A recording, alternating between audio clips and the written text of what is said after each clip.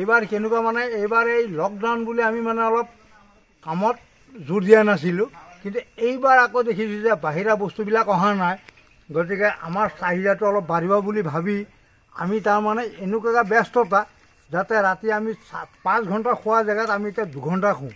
আৰু মই এইয়া চাকি ঘৰততো বনাইছে বেলেগ, কিন্তু মোৰ আকৌ এই কাৰিকৰীটো বেলেগ, যেনেকৈ কালাৰিং কৰি বনাইছোঁ। আৰু এই চাকিটো একদম ইফালে ঢলপুৰ হাৱাজান, ইফালে বৰৈ বিহালী চব জেগা ফেমাছ। বৰঙাবাৰী ঘাইগাঁৱত এই চাকিটো পায়।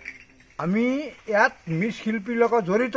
আমি মুঠৰ ওপৰত এই মাটিৰ ব্যৱহাৰ কৰিয়ে আমি চলি আছোঁ।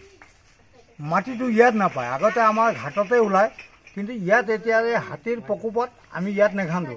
আমি 1 ট্ৰেক্টৰ মাটি কিনি আনিব লাগে বিশ্বনাথ চাৰিআলি ঘাটৰ পৰা, সেইটোত এমাউণ্ট পৰে 5,000।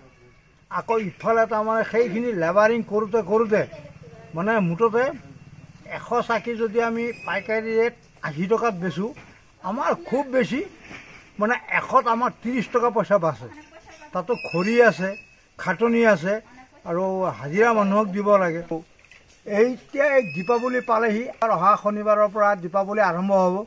কিন্তু পহিলা কৰোণাই যিটো বিষ লগাইছিলে, এতিয়া তাৰমানে সেই বিষ বাদ দি আমি তাৰমানে আগবাঢ়িছোঁ কৰ্মক্ষেত্ৰত।